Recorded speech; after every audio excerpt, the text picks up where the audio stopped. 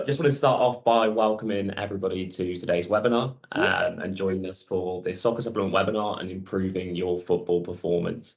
My name is Toby Wildig. I'm Head of Marketing here at Soccer Supplement, and I'll be hosting today's session. We have a fantastic panel of guests lined up for you today, which will be able to provide insights into pretty much every aspect of the game, insights that hopefully you can take on board and apply to your own game to help take your game to the next level. Before we move on to our first guest for today, I'd just like to remind everyone that this is an interactive session, so be sure to ask any questions that you have in the chat box feature on the call, and we'll do our best to get through as many of them as we can today as possible, and we'll put them to our guests. So our first guest today is Garry Monk. Garry played over 270 times for Swansea City and was part of their League Cup winning side in 2013. After retiring from playing, Garry moved into a managerial role at Swansea, where he guided the side to an 8th place finish in the Premier League and also scooped up a Manager of the Month award that season. And since leaving Swansea, Gary's gone on to manage the likes of Birmingham City, Leeds United, Middlesbrough and Sheffield Wednesday. So yeah, welcome to the webinar, Garry, and thank you for joining us today. Hi Toby, how are you guys? Thanks for having me. So Garry, to get us started, why don't you just give us a little rundown about your experience in the game, both as a player and a manager? Pretty similar to everyone else. Started out as an 8-year-old, and progressed through all the youth levels and the grassroots levels and all that side of it. And then, lucky enough, at 16, I was taken on into a professional club, Torquay United.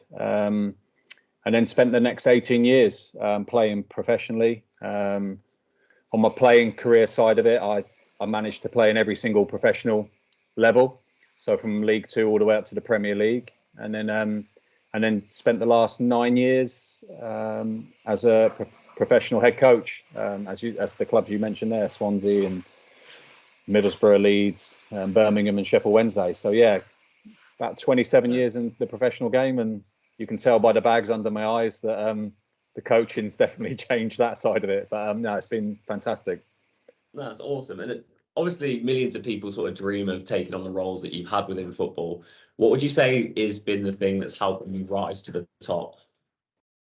I think, it's never just one thing. There's a lot of elements that go into it on that journey. But I think probably some of the biggest things that I learned from a very early age all the way through was probably the two were resilience and perseverance. So as you show there on the screen, it's that resilience to fail, where when you've gone through failure and setbacks, that resilience to not let that put you off, and then obviously that perseverance, which means to then carry on. So those are the strongest traits. I don't just think that's just in sport. I think that's in life, is to take the setbacks that you have, grow that resilience from them. Don't allow that to steer you off your path or of your goals or whatever you want to try and achieve, and then that perseverance to keep going and keep failing but then keep going again. So those two traits are strong in my character, and then when I'm now coaching, I try and put those two characteristics into my teams and my players.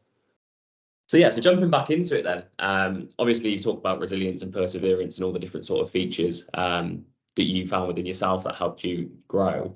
Is that something that you sort of take into a managerial role, and what are sort of like the non-negotiables with players? I think it's your character. I don't think it's. I think every manager and coach that I've ever played on with have their own personality. So it's not purposely taking them in there, but if that's part of your character, that's part of my character, that resilience and perseverance. Yeah, I take that into my coaching and then impart that onto my players, and then try and put that across in the way that the team plays. Yes, there's a style, but in terms of the values of the team, being a resilient person or player within that team, and then putting that as a collective is huge, because in professional football, or any level of football really, that resilience to, as I keep saying, those setbacks, and there's no journey. I don't think there's any player in the world that hasn't gone through a difficult journey. Sure. Somewhere along their journey, some point there's been something where they've had to really fight through, and the best ones come through it. Best ones are able to deal with that, not let it put them off track, and then persevere to go through. So yeah, it's definitely a trait of my character within my coaching style to try and coach that into teams as well. No, I And love it. that's generally done through more. It's probably more, yes, the training, but probably more through conversations you have with people, with the players. You know, Yeah. when you're out on the training ground or in off the field, you know, having those conversations with them about their life and their upbringing, get to know them, and then try and guide them in that way of when they have setbacks themselves.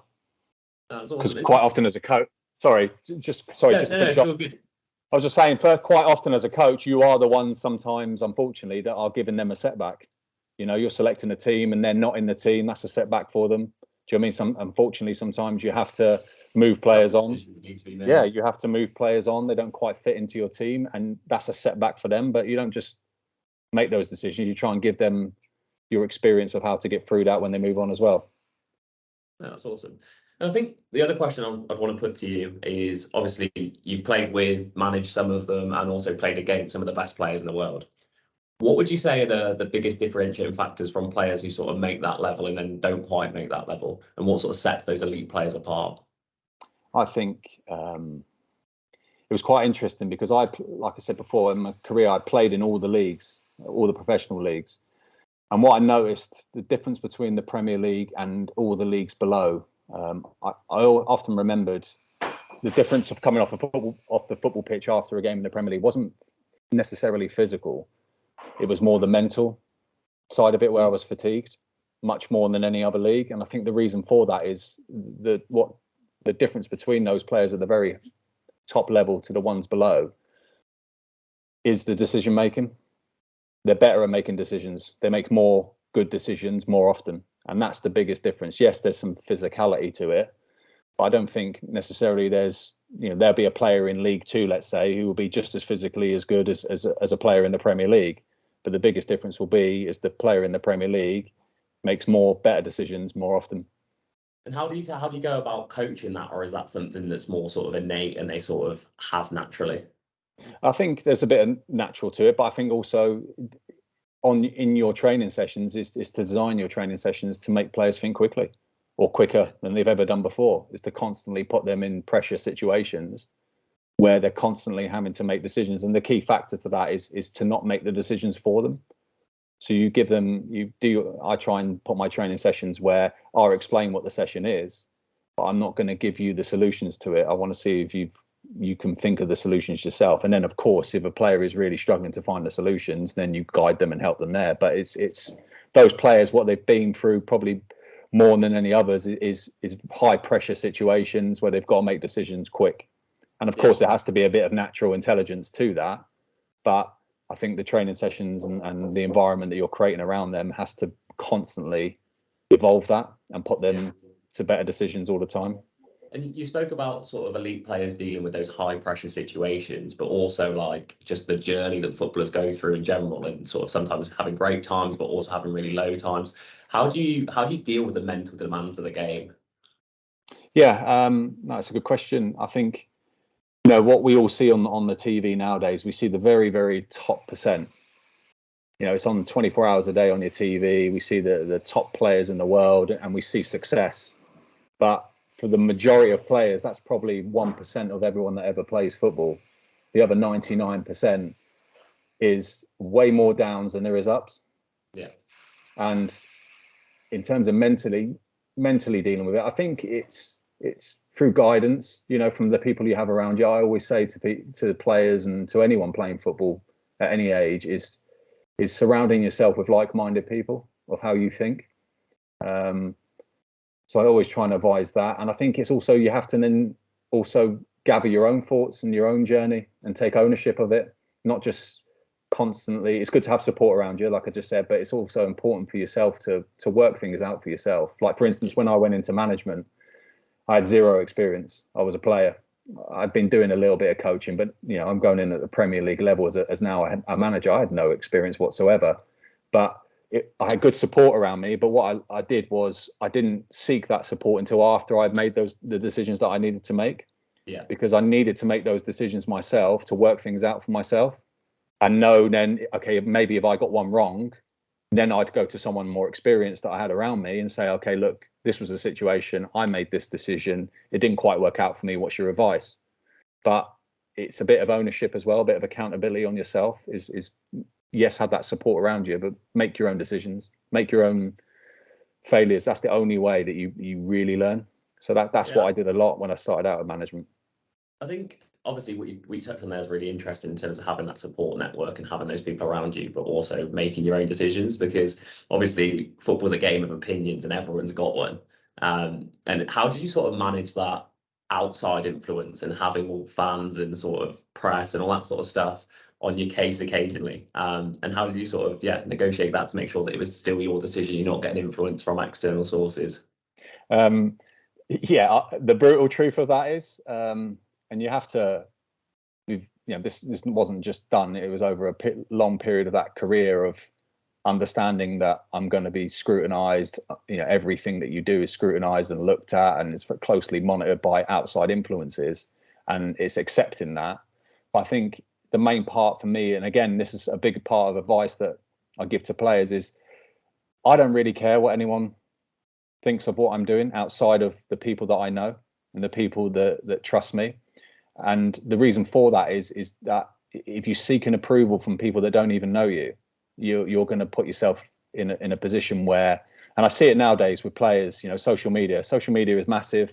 It's a really huge tool that's only going to grow and grow, and we have to all embrace it. But I see it with players now that they'll play a game, they'll come straight into the change room, they're seeking the opinion of people that are tweeting them that they don't even know, or messaging them on social media, and that will determine their mood, or that will determine their outlook on their own performance. So I always try and advise players, it's great, it's human nature to look at what people write about you and they say about you, and you have to conform to that and open yourself up to that. But I don't concern myself with those opinions. It's knowing, am I delivering, am I performing myself? No one's a better critic of yourself than you. And it's then making sure that the people that really matter, which are the decision makers around you, your support network, they're the ones that you have to care about their opinions, because you trust those opinions, not necessarily someone who's had a few beers after a game and sends you a message of this was rubbish and this was not so good and this is that. Well, that's fine. That's an opinion. Take that on board, but I'm not going to concern myself with that.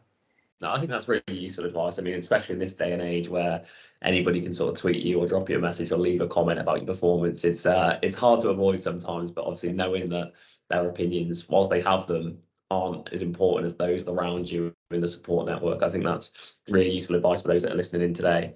Going back to sort of the technical side of the game, or just sort of everything in general now, what would you say your top 3 tips are for our listeners today in terms of maximising their performances on match day?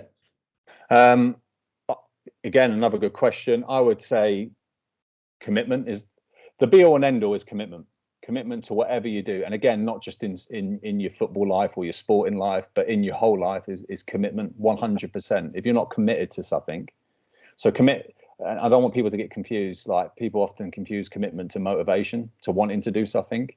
Commitment is where there's no other choice. I'm doing this, I'm all in. There's no other way of doing it. That's commitment. And it's having that at the very core, at the very beginning, to anything you choose to do.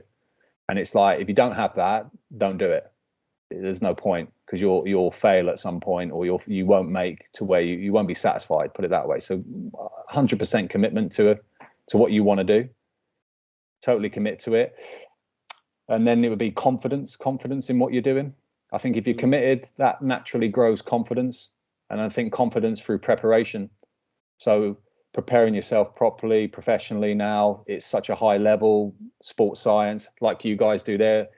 Supporting with the nutritional side of things, being completely committed to that preparation allows confidence. When you know you've done everything right and you've supported your body on and off the pitch with everything that's needed, I think that gives you the confidence. That's where you always revert back to your preparation. And I always find it interesting when I speak to boxers, because for me, that some of the training that they do is probably harder than any other sport. And the one thing you'll always hear boxers and trainers talk about is preparation. That when they step into a ring and they're putting their lives on the line, they have confidence because they've had the preparation. And it's the same with any sport at elite levels, is that confidence in your preparation. If you've hit a spot on preparation, you'll be confident. And even when you're having a bad game, it will never last too long because you'll always be able to refer back to that preparation. So they are the main characteristics, I would say, in terms of what you need to really focus on. And then the other side of it, they tie in together really, right? With the yeah, having that 100% commitment to your craft, make sure that you are prepared for that game, and then having that preparation brings the confidence levels to it. yeah, I think maybe like again, just tying it back to sometimes when things don't go right, because we've all played the game at varying different levels, and as much as we want to drop 10 out of 10 performances every week, it doesn't happen. So like, what's your sort of thoughts on learning from failures, picking up from failures, and sort of applying that to your game? yeah. I think it's I think what's important is understanding yourself. So understanding your strengths and weaknesses. I think if you can do that, whenever you're having bad moments or you're having a dip in form or whatever it may be, is if you really understand what your strength. I remember on the pitch many times where I was really good at understanding what I was really good at, and then what my weaknesses are. And of course, you work on your weaknesses, but I think it's you make sure as well that your strengths are who make you who you are. That's why you've got to where you've got to at this moment in time. So it's whenever I had a bad moment on the pitch or not having such a good game, a little bit of self-talk was, okay, I've just given away 4 passes, for example, and you know what I mean, it's not good. Or I'm, you know, that side of it is I would always refer back to myself saying, okay, what are my strengths? And whatever my strengths were, I'd say, right, the next time I'm involved with this ball or this situation, I know this is my strength. I'm going to do this no matter what.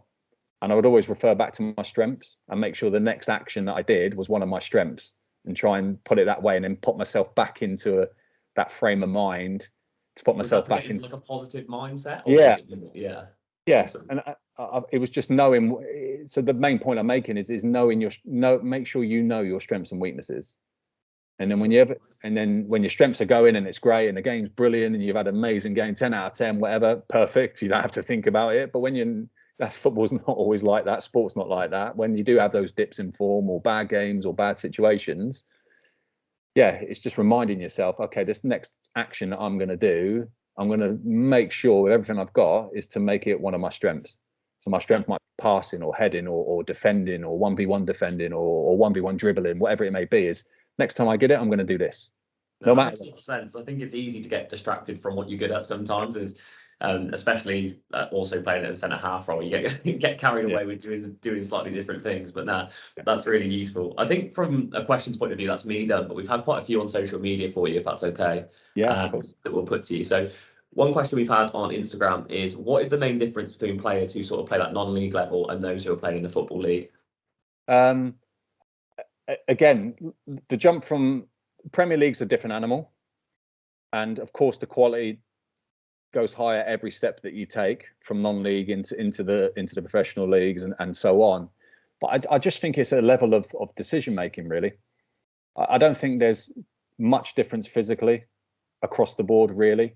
Athleticism, I don't think there's huge amounts of difference. But what it'll be, and it will always come back to it, is players at each level will be a certain degree better and making better decisions more often than the ones below. And that's often a big reason why. And of course, there'll be individual situations where players below can make a better decision than the one above, but they might not have the mentality to go with it. Like I said, it's not just one clear answer. It's a combination. It's a combination of a lot of things. Mentality, going back to that resilience and perseverance, that's where the mentality comes from. So quite often you'll look and you'll see a player in a high league and you'll think, well, I'm much technically better than that player. But probably the difference is that player that is at a high level but technically not as good has a much stronger mentality. So there's a lot of difference. But generally, the better decision making you can make, the higher levels you will go. No, that's great. Next question we've had on Instagram as well is, over your career in football, obviously you said you've been around the game for 27 years now. When did you notice the change towards science and the game becoming more scientific, and obviously nutrition playing a part in that? Yes. And how have you sort of introduced that to your own sort of game? Yeah, it's a brilliant question, because I'm really proud and really happy that I've seen both sides. So I was there starting my career, and probably the first quarter or definitely half of my career was without sports science. And that was an eye opener, different, but it was what it was. But you learnt off senior professionals then. That was really what you, rather than your coaches and stuff, you learnt off senior professionals. Yeah. And not always the right ways to learn, but in terms of experience, that's probably where I learnt my resilience and perseverance from those, environments. Yeah. And then when I got into the second part of my career, probably in my mid-20s, was when sports science and all that support and the data, GPS data, all that side started to phase itself in, and I loved it. I was intrigued by it, and it's totally the right way to go. I think as long as there's a lot out there, but there's things that you can never get away with. Again, I think if you're going through this like you are now, is just knowing what works for you, what's important to you. So obviously there's the data from analysis and all that side of it, which is important, but it's not knowing what to analyze. But then the other side of it, from the professional point of view, it's the most professional it's ever been. Nutrition is high. Players now, diets and balanced diets and nutritional plans are huge and important. I think the generation now know how important that is, and I'm glad that I went through that from not really knowing how important that was, to knowing, okay, this is actually how you prepare to get optimal performance. So like you guys do, and I know we're in partnership with our academy down in Torquay, and we know that we speak to our boys down in Torquay in our academy, and that's a big part of, we're trying to make it with them. That's why we add guys like yourselves, soccer supplements to that program, is to try and make that awareness of, because they ask the same questions like's just been asked there. What can I do to do this? So that this generation, they want it. They want to know this information. So it's how can we support that, and how can give that to them? Awesome. A couple of quick questions that we've had in the chat as well. Laurie's asked, what is the biggest sacrifice you made, and how do you balance life and work? Yeah, tough one. Like I said, you can see the grey hair coming here, and the bags under the eyes. Really difficult, definitely from a coaching and management point of view. I have a young family and a wife and everything, and it's been difficult. There's no way around it. It's been hugely difficult in terms of the brain being, like I said, you've got to be 100% committed. Often when you come home to your family life, you're still thinking about a lot of things that are at work. So trying to learn to park that has been huge learning curve for me, and I think it's just trying to figure a way through it. Really, I'm not quite there. I don't quite have the answers to that one. I've got found your own way through. Yeah, a little bit, because everyone will be different. I haven't. Yeah, I need a bit of work on that. Let's to be honest, but trying to figure it out as I go. Okay. Next question is from Max, who talks about how it was really interesting in you sort of talking about the strengths and weaknesses point, and how important would you say it is to control your emotions as a player and a manager? And are there any examples where it's been quite hard for you to sort of control those emotions, and the reasons why you've had to for that? Yeah, it's a tough balance, because it's sport's an emotional game. When the adrenaline's flowing and you're in that zone, and even as a manager, you're in that zone, and yes, you're not running around and kicking that football, but you're literally 2 yards away from it, and that adrenaline's there, and it's very difficult to control your emotions. And we want to see emotions. We want to let go a little bit, but yeah, there's a fine line between showing emotion and going overboard and losing your cool. So I've lost my cool a few times, both as a player and as a coach, but I don't think that's necessarily a wrong thing. I think if you were doing it all the time, then there's probably a problem. But I think, it's whatever in your character. And I think, of course, it's controlling it, but but not also suppressing it. Let that be there as part of your character, let it come out, but make sure you don't cross that line where it becomes too much and you're getting into trouble. Awesome. We'll take one more. Robert said he's a big admirer of your work. How strict are you with players in terms of nutrition and supplementation? Yeah, my approach to it is, like, apart from the young players who maybe still be kids, but like once you turn 18, you're an adult. So my approach has always been, I treat all my players like adults. Do you know what I mean? I trust them until they show me any different. And the support that they have around them now at the professional level, they're very, very lucky. They have a lot of support in terms of education and on nutrition and and like I said, all these things, analysis and sports science support, and as well as the football side of it. So they're very lucky. But anyone outside of that level that maybe doesn't have that, I think it's just invest in yourself, invest in your time in yourself to go and try and understand yourself better in these areas, and see if you can get those extra percentages out of all of those areas, whether that be analysis on your own game, nutrition, sports science, how do I understand GPS data, all these sort of things that are here now. I think it's trying to really invest in yourself and put the time into it to actually tailor it to yourself, actually understand what am I getting out of these things, what's the benefits of it. And then when you understand those benefits, that plan you put in place for yourself is only going to give you that much more percentage chance of reaching the heights that you want to reach. That's awesome. We're going to have to wrap it up because we are running slightly short on time, but really appreciate you coming today. The insights are amazing. And yeah, thank you very much. Yeah, thanks for having me, guys. Appreciate it. Awesome. Thanks, Garry.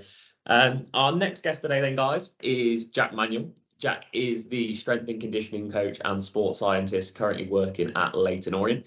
He's played a big part in their success this season. They're currently sitting top of the League Two table and are very hopeful of promotion to League One, I believe, Jack. You might be right. Yeah, hopeful.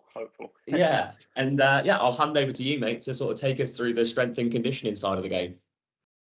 Yeah, so just before I start in terms of delving in a little bit more detail on sort of how SNC can help you, I just want to touch on sort of what the role is within. Obviously, Gary's mentioned it there.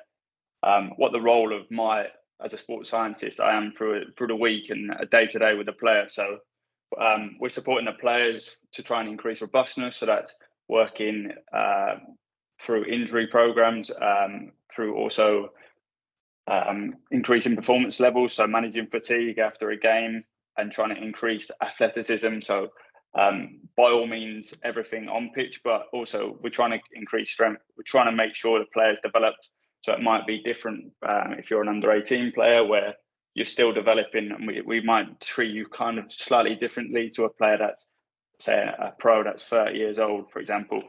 And what I do in my role is sort of load monitoring. So we touched a little bit there on GPS, and that's one of my key sort of roles is look at GPS data, understand it, help the players understand it by showing them reports from each session, coaches as well, to try and help analyze and sort of help sort of plan session design rather than just literally letting them do the session. It might be tailoring something performance-wise within the session.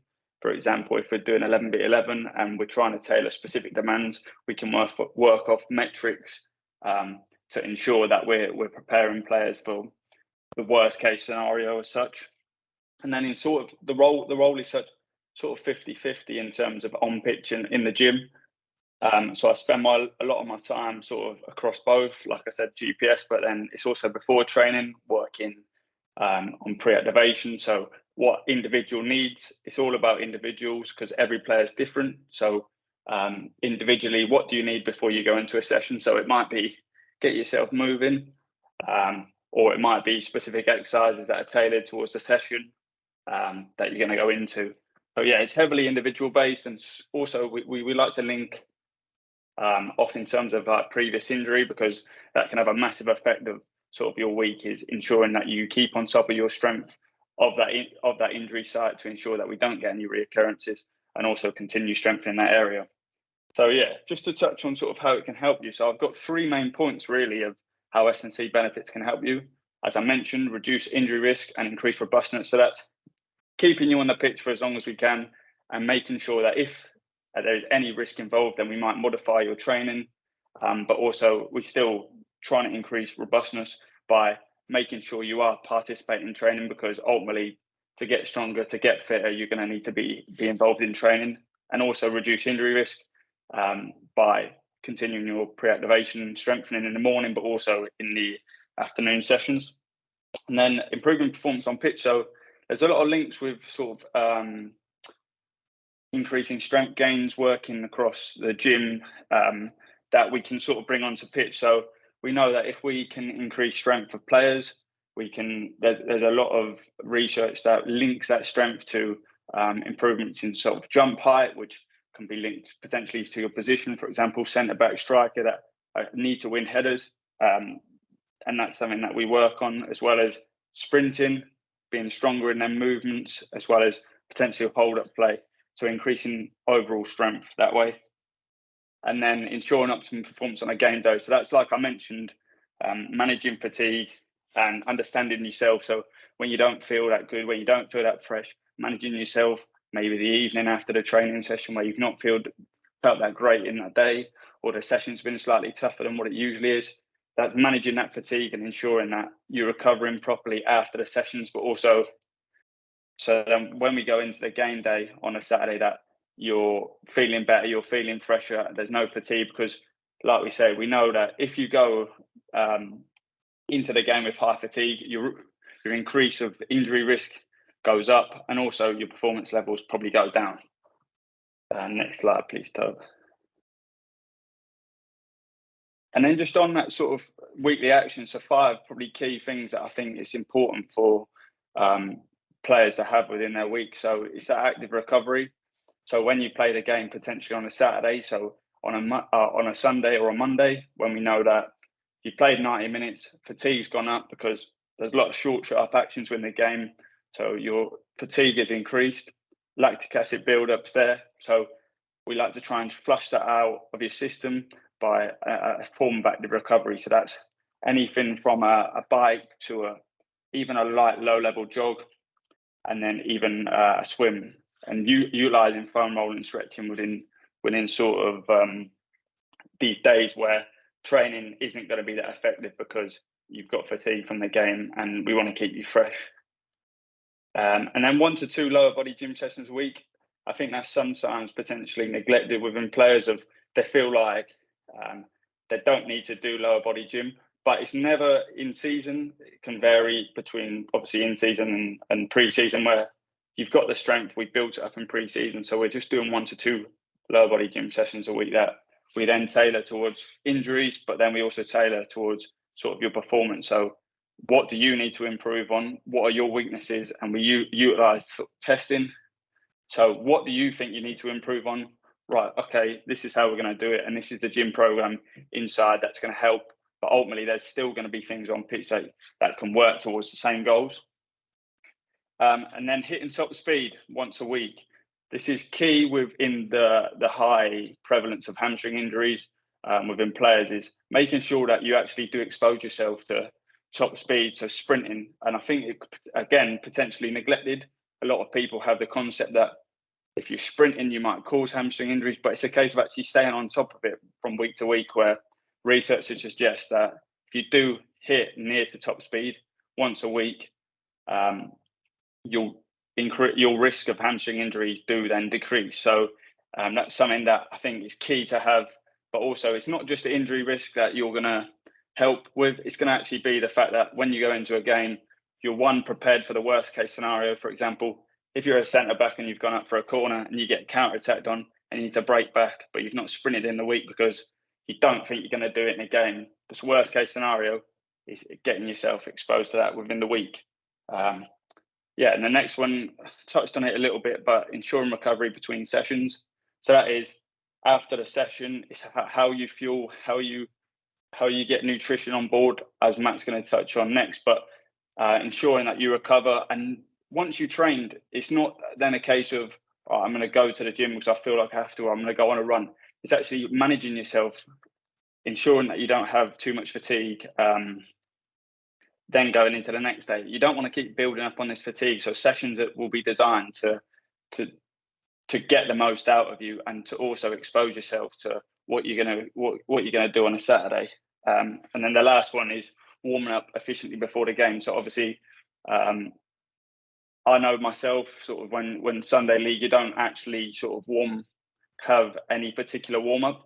So it's ensuring that you're prepared for this, maybe using a foam roller before you come out, and also I'll touch on it a little bit more of sort of how you can design your own warm up. But yeah, just ensuring you're warmed up and ready to go for the game / training.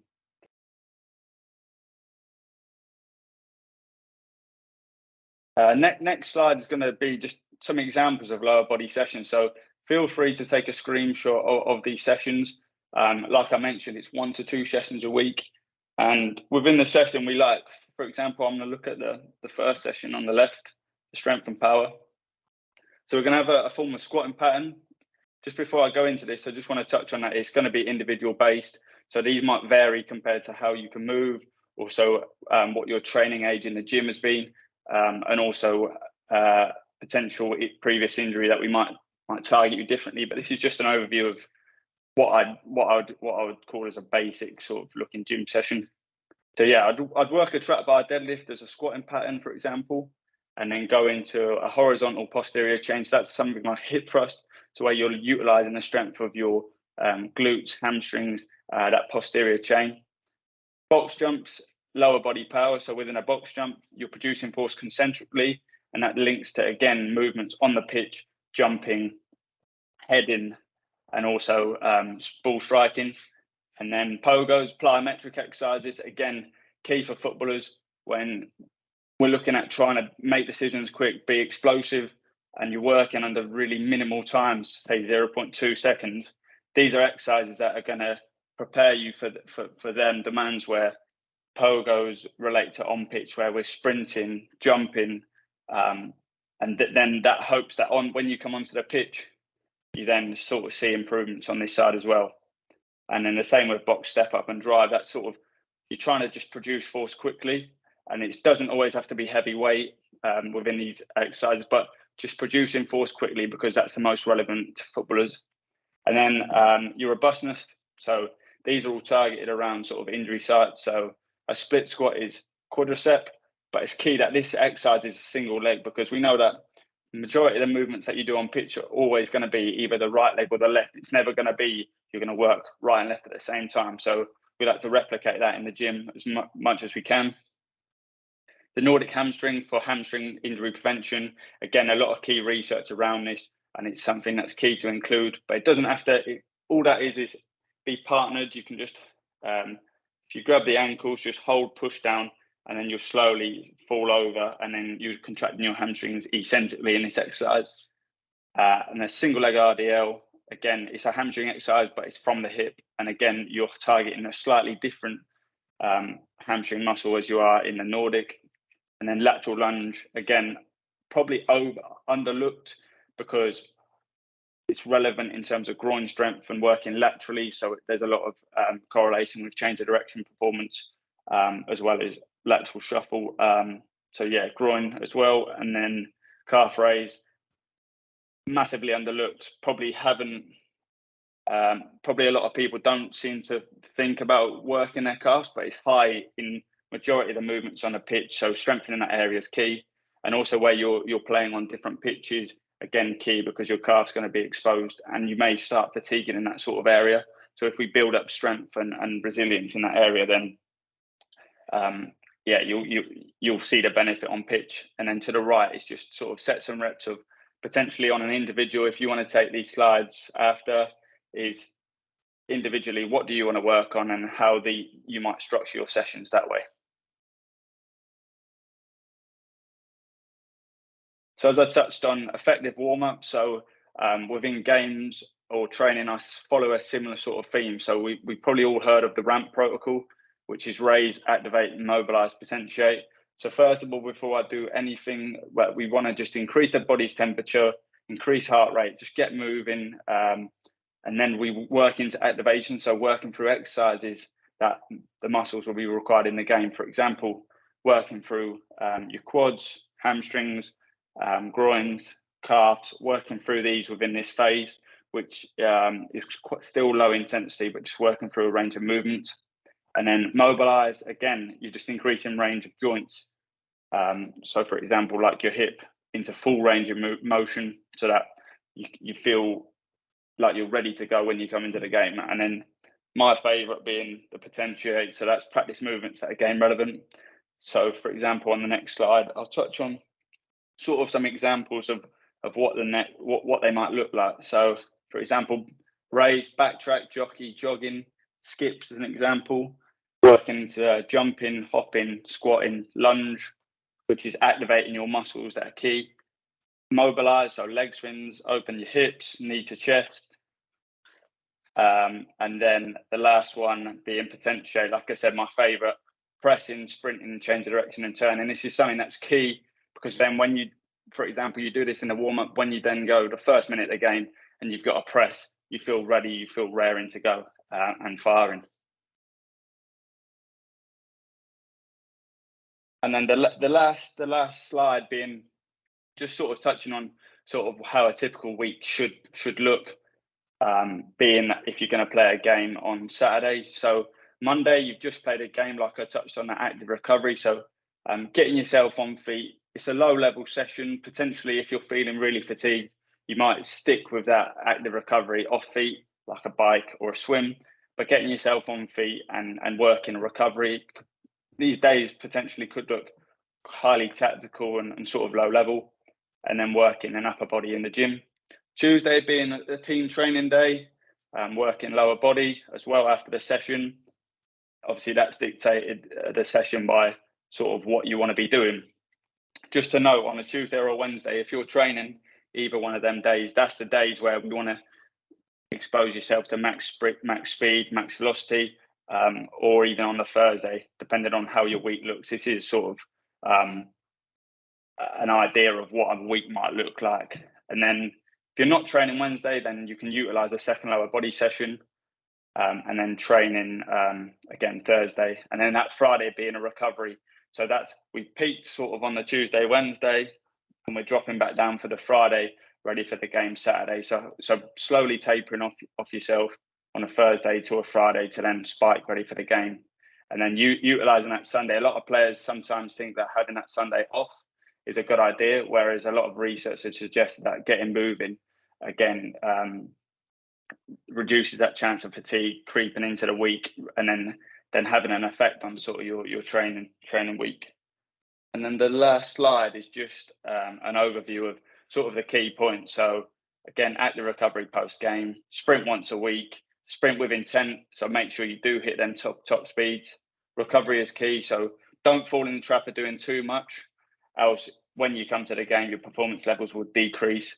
And then strengthen your muscles. Don't neglect lower body exercises. They're so key and so important to performance, and also keeping yourself injury free. I think that's it. That's awesome. Thank you, mate. Really useful information, especially some stuff around hamstrings, because mine are made of paper. So ideally be doing some of them myself. But yeah, so some questions for you that we've had through social media. There's a couple in the chat as well, which we'll try and work through. I think you've actually potentially touched on this one already, but when's the best time of the week to focus on lower body workouts? Yeah, so like I touched on, we don't really want to touch on lower body on a Monday, because you're still 2 days after a game. So I'd recommend that if you're not playing a Tuesday and you're then playing on the Saturday, to work them Tuesday and Wednesday. Obviously, your schedule might slightly differ, but ideally you do them over either one of them days or both. Awesome. And then again, I think you touched on this one, but 3 things that everyone should be adding to their week. So sort of the non-negotiables of strength and conditioning and making sure you're up to match speed. Yeah, probably touch on the 5 I left at the end, but definitely if I had to pick 3, I would pick recovering properly. So what you're doing away from training is definitely key. Sprinting is again key, because we do see a lot of hamstring injuries across the board of all, just in general in football. And then I would make sure that you do stay on top of your lower body gym exercises, because that can, if you don't do that, it can have effects of injury, and you don't want that. You want to stay on pitch. Class. Last one from socials is, what should match day -1 look like? So what should your sort of activations be in the lead up to a game? Yeah, match day -1. So I'd recommend just getting yourself moving. I wouldn't do anything too heavy, but obviously that can be dictated by sort of the manager. Is some that day probably looks highly tactical and being based around the game. Exercise in the morning is just getting yourself moving on the bike, and then using a form of foam roll, stretching, whatever you may feel that particular day. Just making yourself feel fresh for the game going into Friday. But no, I wouldn't recommend anything in the gym that day. And yeah, the pitch session should be quite low in terms of timings and also what you're going to be doing. Awesome. And one question from the chat, which is from Robert, who's asked that obviously a lot of players have their own sort of private S&C coaches these days, or private trainers. Do you think that team training is enough in sort of applying those principles, or do you think people need to start sort of getting their own S&C coaches outside of that? It's a good question, because again, like you're saying, in my scenario, I've got 25 players plus, and I'm working with just them. So a lot of players prefer to work individually, and that helps if you're working one-to-one, because it means that person can understand you fully and you work very, very closely with them. And that's something that obviously within a team environment, you're probably not going to get too much of. But again, we try our best to individualize programs. But again, there's going to be a little bit missing in terms of margins, and there might be a small percentage that might help take you to the next level, because again, you're going to be working one-to-one, so someone can really look at what you're doing individually and help you that way. But in terms of like team training, again, that's useful for the game. And yeah, I wouldn't say you need to do anything extra in terms of on pitch, but potentially maybe gym wise, yeah, that might help you. That's class. I think. Oh, sorry, one more question just coming from Mike. So favorite football strength measures. I'm thinking maybe exercise for that. So favorite football strength exercise. Probably touch. My gym program probably looks to me like my favorite 5. Okay, is to come back with testing. So yeah. So in terms of testing, if I had to pick 5, I'd pick a counter movement jump, because that would be a way we can look at concentric strength. So how much you can apply. Drop jump to see how reactive you are. So that looks at your RSI index. So that helps them program where you are in the plyometric continuum. I would do probably a Nordic, because we can actually record Nordics in terms of how much overall strength you're putting through your hamstrings and relate that to your body weight. And then same with sort of adductor, abductor, we can also test that. And yeah, I don't think there's anything else in terms of actual strength testing that I would recommend. That's awesome, mate. Thank you very much. As I said, the information has been really useful. We've had a few people messaging asking if the slides are going to be available after. They are going to be available. This will also be on YouTube, so you'll be able to get Jack's sort of commentary through those as well. So be sure to check out our channels after that. But thank you very much for joining us, Jack. That was class, and we'll catch up with you soon, mate. No worries. Thank you, guys. Cheers. So we've got our next guest with us, Matt Jones. So Matt is the performance nutritionist at West Ham United and also with the Scottish FA. Matt's worked pretty much globally in football performance nutrition roles, working with Corinthians in Brazil, the University of Oregon in the United States, the UAE FA. So we're absolutely delighted that he's here to share some of his information with us today. So welcome to the webinar, Matt, and I'll hand over to you. Yeah, thanks very much for the invitation. I've really enjoyed it so far. It's been some great conversations, so look forward to presenting here some ideas on nutrition. So my personal philosophy is simple, meaningful, and with purpose. And now I'm sure, as most of you will appreciate, nutrition is oftentimes overcomplicated. It can be quite confusing and very contradictory. Well, when in actual fact, in reality, nutrition is quite simple and straightforward. And it's the repetition of basic behaviors over an extended period of time that will lead to nutrition excellence. So in my practice with professional players, I utilize this philosophy: simple, meaningful, and with purpose. And so across the next few slides, we'll try and simplify some of the real complex elements of nutrition and provide you with some actionable information that you can take away and apply into your own game, hopefully. So if you could go to the next slide, Toby. So over the next 20 minutes, what I'm going to focus on is the potential limiting factors during a game. So limiting factors in your physical performance, more so than technical and tactical. We do know now that nutrition can influence technical and also tactical and psychological elements of the game. But like within this next presentation, we're just going to discuss the physical factors, really. So what are the potential limiting factors? Next slide, please. So we have a depletion of fuel stores. So we know within your muscle you've got small petrol tanks, and those petrol tanks, scientifically referred to as glycogen stores, they fill up with carbohydrate when you eat carbohydrate. And then during intense actions, so sprints, jumps, change of direction, the petrol tank will reduce, obviously, as you use that petrol. And then when you reach this critical level, when the fuel tanks are empty, you can't produce force because your muscle is starved of its favored fuel. And then naturally, you'll fatigue and your performance will decline. Another factor would be fatigue, so muscle fatigue, but also mental fatigue. I think Garry mentioned it right at the beginning. Decision making within the game itself is increasing all the time. Like the speed of the game is not just applying pressure to the muscle and like physical pressure, but the decision making has a huge toll on players. And you'll find after the game that they're completely spent and they're just very, very physically and mentally tired. So that can be a limiting factor as well. And we know that cognitive performance across 90 plus minutes is really going to dictate the outcome of a game, because one wrong decision right at the end of the game obviously can result in a goal. And then we have dehydration, which is probably the most obvious, and waste product buildup. So during repeated intense actions, your body will produce these waste products like lactate. Well, lactate is not actually like a negative thing. Lactate is actually recycled as an energy or a source of energy. But you have this acid buildup, so it's hydrolysis, so hydrogen ions. And they build up within your muscle and they can impair your performance. And then finally, muscle damage. So all of these factors combined can limit your physical performance. So I'll go on to discuss now some solutions to these problems. So next slide, please, Toby.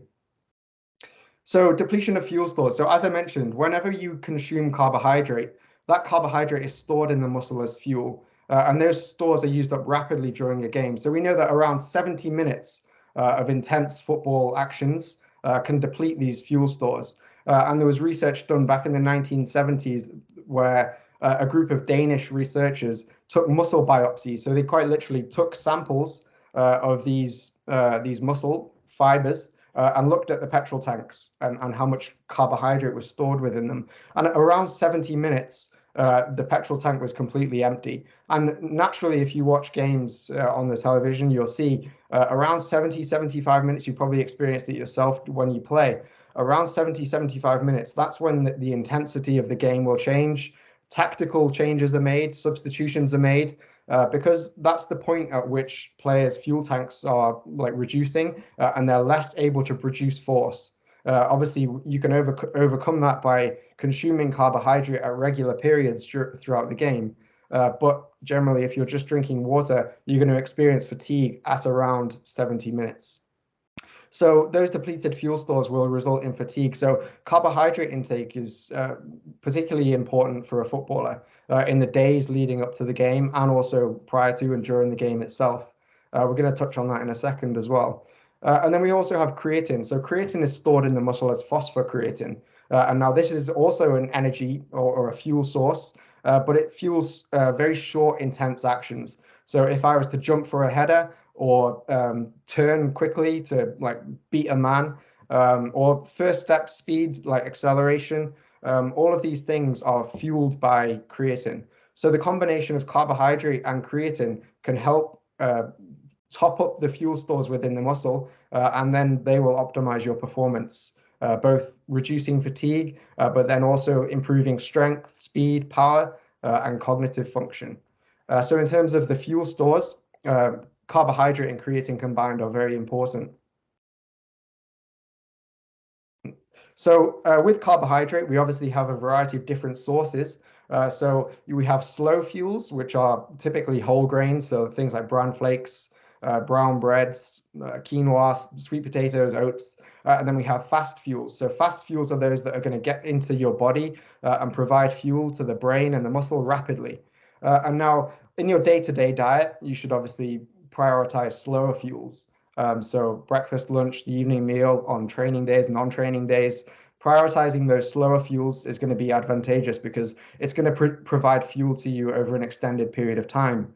Whereas during a game, so before kickoff, and then at halftime, and then perhaps even immediately after the game, prioritizing fast fuels is going to be the best option for you, because that's going to provide energy to you rapidly, and that's going to fill up those petrol tanks really quickly, and then optimize your performance.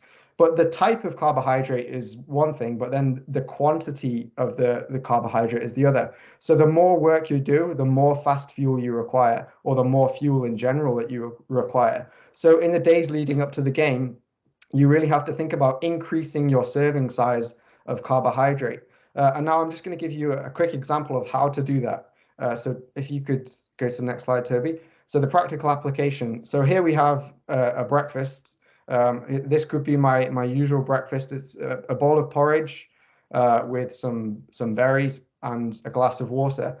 Now this porridge provides roughly 396 calories, 50 grams of fuel, so 50 grams of carbohydrate, 18 grams of protein, and 11 grams of fat. And now in the days before a game, or the day before a game, and on the day of a game, I know that I have to increase my fuel stores. Right now, I'm consuming 50 grams of fuel. So I need to make some alterations to this meal to top up those fuel tanks in my muscle.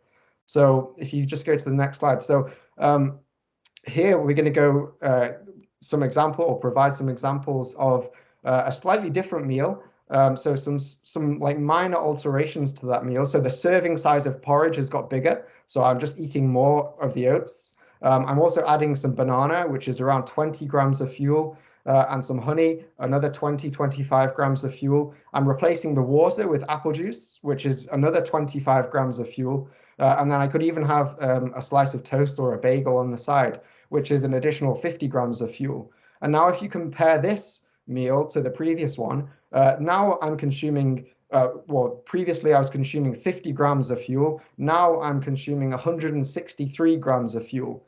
And now if I take this glass here, and if you imagine this is the petrol tank in my muscle, the 50 grams of fuel might fill it up halfway, but 163 grams is going to fill it up almost completely. And if I repeat that same process for breakfast, lunch, the evening meal, by the end of the day, my glycogen stores, or my petrol tanks, are going to be completely topped up. And that's going to mean that I'm going to go into game time, or into game day, fully fueled, and obviously perform to the best of my ability. So next slide, please. So that's carbohydrate, and carbohydrate can also fuel the brain. So the brain's favored fuel is carbohydrate. So whenever carbohydrate is available, the brain will use it to make decisions and just function optimally generally. So consuming carbohydrate regularly throughout the day will not only fuel the muscle, but it will also fuel the brain and help prevent cognitive decline. So if any of you have ever been on a low carbohydrate diet, or even a ketogenic diet where you cut carbohydrate completely, you'll find the first thing, or the first thing that's impacted is actually your brain. You won't be able to concentrate. You'll feel tired. You'll feel lethargic. You'll feel your mood will change probably. You'll find you're erratic and emotional because your brain is essentially starved of its favorite fuel. So carbohydrate not only important for the muscle, but also very important for the brain. And then in terms of cognitive function, caffeine is also incredibly important. So caffeine in the form of coffee or tea to a lesser extent, but then also like supplements. So Focus 90, both the shots and the gels. So caffeine doesn't actually provide energy, but what caffeine does is it blocks the adenosine receptors. So adenosine essentially makes you feel tired. So caffeine will block that and stop you from feeling tired. So it doesn't provide energy necessarily, but it will stop you from feeling tired, which helps to stimulate that central nervous system, improving cognitive function, so decision making, attention, focus, alertness, and it will also reduce perceived exertion. So it will make the game generally feel easier. So it makes it feel less stressful, basically. And then also nitrates. So nitrates are found naturally in things like beetroots, spinach, beetroot juice, but then also nitrate shots. And I like to refer to these things as like rocket fuel. So basically nitrates are converted to nitric oxide. So nitric oxide is this natural compound which makes your blood vessels wider. So if your blood vessels are like this, then and you have nitrates, your blood vessels will naturally get wider thanks to nitric oxide, which reduces your blood pressure, and that allows blood to flow more freely throughout the body, to the muscle, to the brain, and that can improve endurance, performance, repeated sprint ability, but then also cognitive function as well. So if you think more blood is able to flow to the brain, then you're better able to make decisions. So fatigue in the brain is certainly something that you need to consider in terms of optimizing your performance. Next slide, please. And then hydration. So obviously, in order to optimize your hydration, simply you just need to drink water or drink more fluid. The best way to assess your hydration status really is to look at the color of your urine. Your urine should be a very clear, almost pale color. The darker it is, the more dehydrated you are. Obviously, there are some confounding like variables there to consider, like the foods you eat, supplements you take, they can change the color of your urine. But generally speaking, just assessing the color of your urine can be beneficial. Again, dehydration can negatively impact your cognitive function. It can impact endurance, strength, speed, and power. So consuming around 1 milliliter per calorie is generally considered the gold standard. So if I need to consume 3,200 calories a day, if energy balance for me is 3,200 calories, ideally I would consume around 3,200 milliliters of water, or 3.2 liters of water.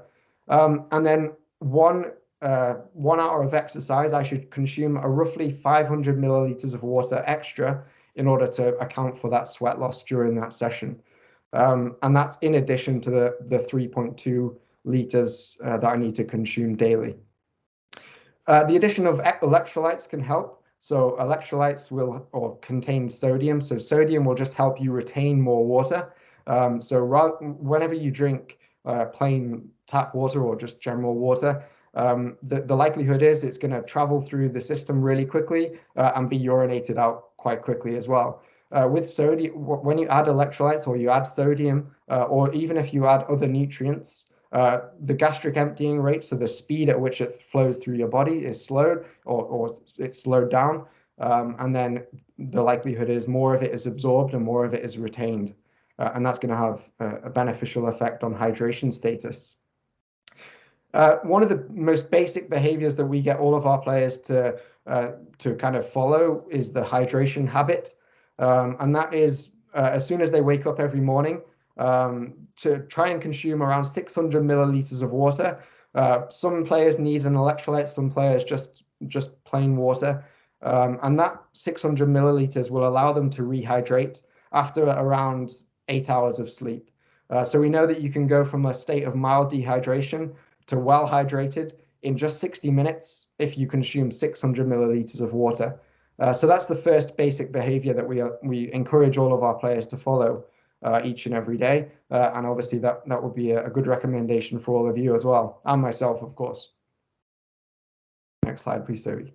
Okay, and then waste products buildup. So we know that, again, during repeated intense actions, there's an accumulation of various waste products, particularly hydrogen ions, which will reduce muscle pH, and that negatively impacts the ability of the muscle to generate energy.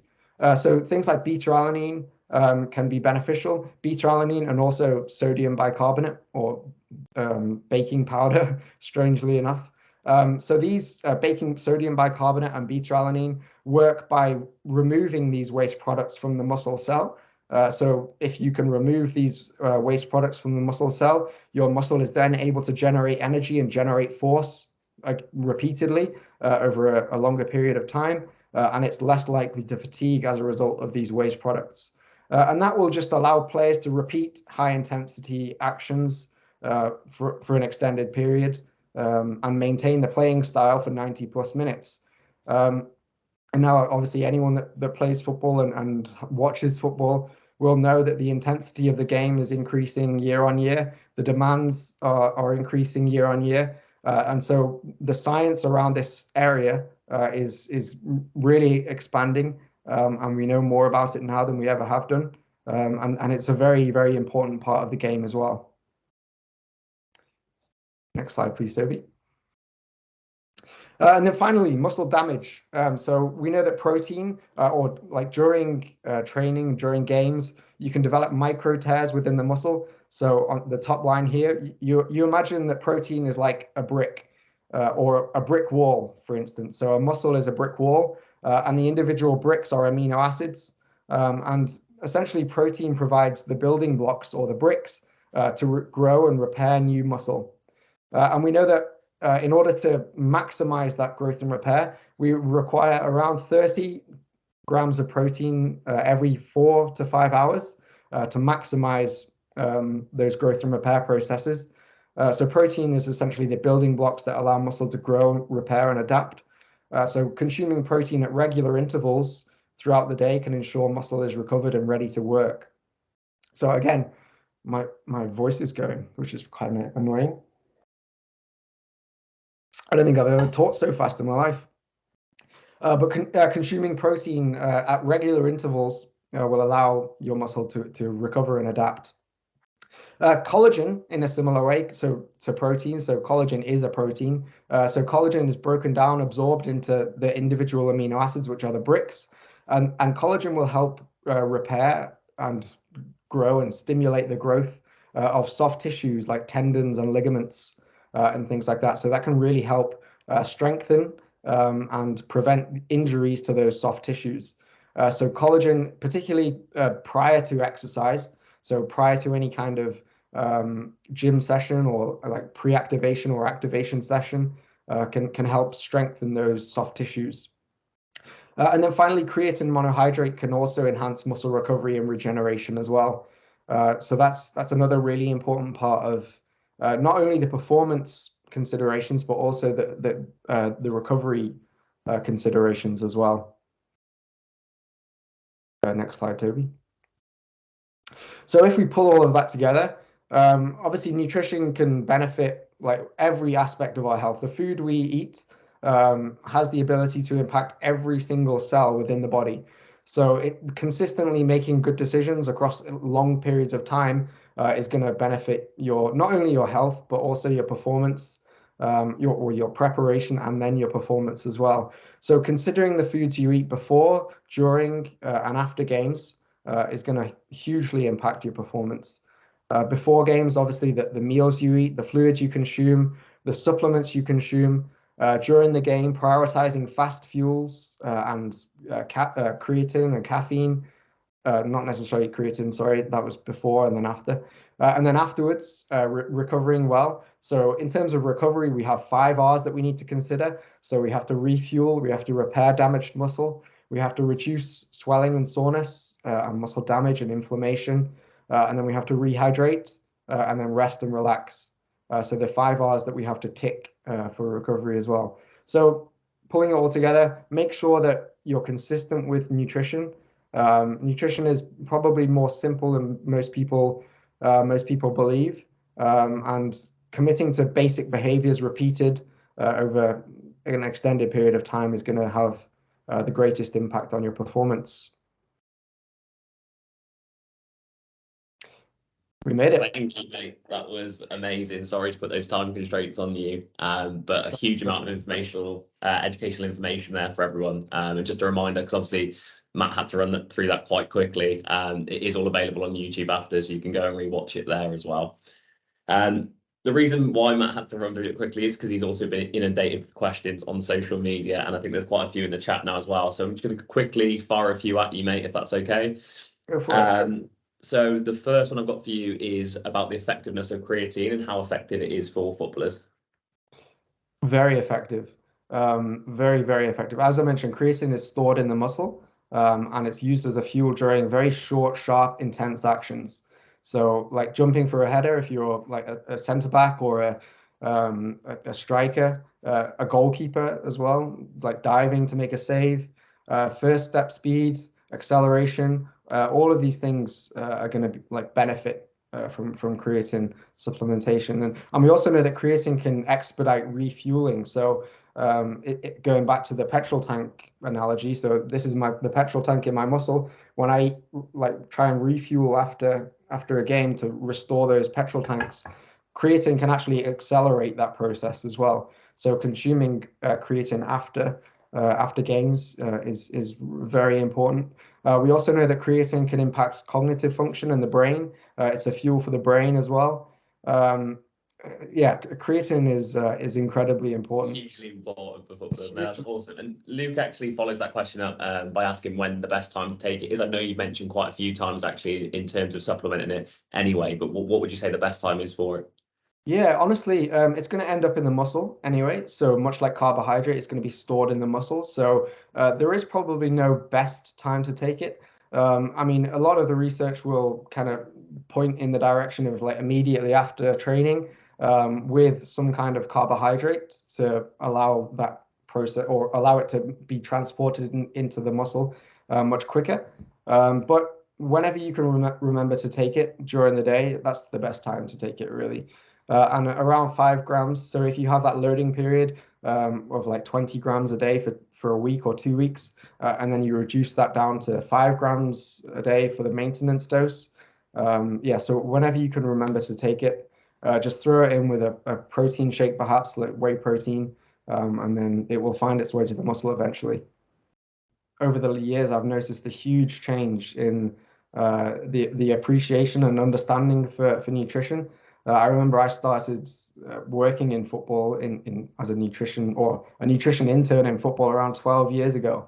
And conversations there were like, how many McDonald's can I have after a game?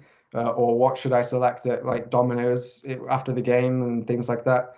I remember players used to like send me pictures of menus of like restaurants that I can't really repeat. And the primary objective back then was to ensure that players were maintaining a decent, acceptable body weight. There were no real questions around performance. It was just like, this guy's too fat, like make him lean again. So over the years, I've noticed a huge change in the conversations that I'm having with players. Players now understand that nutrition can really be their secret weapon. Like getting nutrition right can really accelerate everything that they do, their performance, their recovery, their general health, their resilience, their well-being.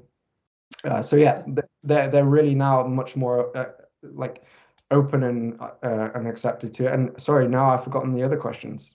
No, it's all good. It was just about what sort of supplements they take. Supplements, yeah. So obviously the primary emphasis is on the daily diet, and then we use supplements to kind of complement that. So like around games, carbohydrate, caffeine, so that pretty much all of the soccer supplement products, so the Hydrate 90, the drink, the powder, the gels, Fuel 90 gels during the game and at halftime. Each player will be provided with like a game fuel card, if you like, where we map out their individual requirements, depending on their position, their preferences, yeah, and a whole host of different products. I think one last question whilst we're running slightly short on time, and hopefully we can book you in for some more stuff in the future as well. But it's just around the point you made earlier around the 70-minute mark on match days. Coach Stuso has asked, what other mechanisms can be used to ensure performance is prolonged beyond that mark? Yeah, I think all of the factors that I mentioned before, so all of those 5 factors combined will influence fatigue during a game. And so carbohydrate, glycogen depletion is going to be one of the primary issues. So ensuring that players are consuming enough carbohydrate in the build-up to the game, and then again at halftime, refueling, taking that opportunity to refuel. But then like physical fitness and conditioning is also a big factor that we can't overlook, making sure that they are actually fit and capable of completing 90 plus minutes. As I mentioned, dehydration, mental fatigue, and like muscle preparation, basically. Yeah. But I think the main thing would be the fuel tanks in the muscle, so carbohydrate. That's great. Thank you very much, mate. Sorry to squeeze you on time a little bit, but that was really, really useful. I think there's so much information in there for our listeners to sort of pick up on. And as I said earlier, this will all be on YouTube shortly, so you can sort of pick up on that again from there. But yeah, thank you very much for joining us today, mate. No problem. Thanks very much. Okay, so our last guest today is the Managing Director here at Soccer Supplement, Mark Britton. Mark has been working in the industry for around 10 years now. And he's here today to talk to us a little bit about Soccer Supplement and what it is that we do. So first question, mate. Obviously, you founded Soccer Supplement. What was sort of the reason behind it? And was there a sort of gap that you spotted? Yeah, but well, first of all, I want to say thank you to Matt, Jack, and Gary. Thank you for everyone sticking around as long as this as well. Obviously, I feel like we're slightly on to match of the day 2 now. We've got the prime billing out of the way. But yeah, thank you, and I really, really appreciate it. It was really nice to listen in. Reasons for founding Soccer Supplement. Well, back in the day, this is probably 2016, we had noticed that there was a lot of supplements out there for your gym users, and there's a lot of supplements out there for long distance runners and endurance sports, but there's nothing really tailor-made for what is one of the biggest participation sports in the world, and certainly something played by 8 to 10 million people in the UK. So we started creating products that we thought could work in this space. We worked with people in the football industry to help us kind of tweak them. And then we rolled out. It's all gone. And it's all Swimmingly gone since then. swimmingly since then, yeah. I love to see it. Yeah. So obviously you spoke about spotting that gap in the market and there not really being someone specifically for football. Would you say that's sort of, because it's quite a competitive industry, there's a lot of supplement providers out there, maybe again not for football. Is that sort of the main differentiating factor you would say? Yeah, for sure. I think when you pick a sport, well, it's like, I don't know, we always say in the office, we joke about like you wouldn't wear flippers to play football, or you wouldn't wear, I mean, you've got to have the equipment to suit the sport. And I think because we're only focused on football, we can tailor make everything that we do to suit that market. I think as soon as you start trying to take care of multiple different sports, you're always going to have some kind of loss there because it's never going to be optimized for one. Awesome. And obviously I think speaking with you previously and obviously knowing a little bit about the company, the products themselves, where are they sort of built from? Where are they idealized from? To start with, it was idealized by us in theory, and then we wrote out to a couple of football clubs, and then they came back to us, and then we kind of went back and forth tweaking it. Now we've got to this stage where we're working with a lot more football teams, and they have a much bigger role in the creation of those products. So now teams will either suggest something, or we'll see a way to improve our product, or we'll find new research that can be optimized to bring out new products in the future, and then we'll work with clubs to optimize it, because it's not just about what's in the actual product, it's also got to be practically usable for clubs or for any footballer. It's all good and well me giving someone a giant bag of protein, but if they can't lug it around with them every day, it's not going to work. So we created things like shake and take. So we created things like smaller pouches. It's got to be practically usable as well as being good products. Awesome. And I think obviously there's been a huge amount of information today about sort of taking your game to the next level and the supplementation behind it, the strength and conditioning behind it. From a supplement point of view, for someone who potentially maybe not tried out supplements before or used it within their game, where would you say the best place to start is for them? I think we've got a product quiz online, which is quite good. I think that's something that can be usable. It talks you through what to use, like who you are, your build, what position you play, and it will kind of give you some rough indicators. That's quite good. Generally, I think we have a starter. Yeah, the starter pack as well is pretty good because it gives you a little bit of everything. You can see what works. I think prioritizing what you're looking to do. So if you know that you get sore legs afterwards, then let's look at some recovery options. If you feel tired before the games, and let's look at some energy options. But I think building it to yourself is the best thing to do, and then grow out. And as kind of Matt and as everyone said, it's a supplement. The best thing you can do is have a balanced diet. Is make sure you have your fruits and vegetables, make sure you're drinking enough water, and then the gels or the protein can help you get to that next level. But you've got to, it's not a plaster over it. You know, it's got to be something that you commit to. It's part of the wider plan. Got to be part of the wider plan. No, that's awesome. I think obviously because we're running quite short on time, we're probably going to have to wrap you there. No one wants to hear from me anyway. You're good. But no, it's all good. So just quickly before we go, we have our full range of products on our website currently, so be sure to check them out. Obviously, we spoke a lot about them today in detail in terms of what they do. And for attending this webinar today as well, we're also giving you 30% off for the next 10 days. So what you need to do, and that's not all products, by the way, And what you need to do is just add the code webinar30 at checkout, and that'll give you 30% off everything. So I think slightly longer than planned, but I think that's it for today. I just want to thank everybody for coming along. It's been great to get the information from our guests as well. So Garry, Jack, Matt, and then Mark at the end. So really appreciate everyone's time today.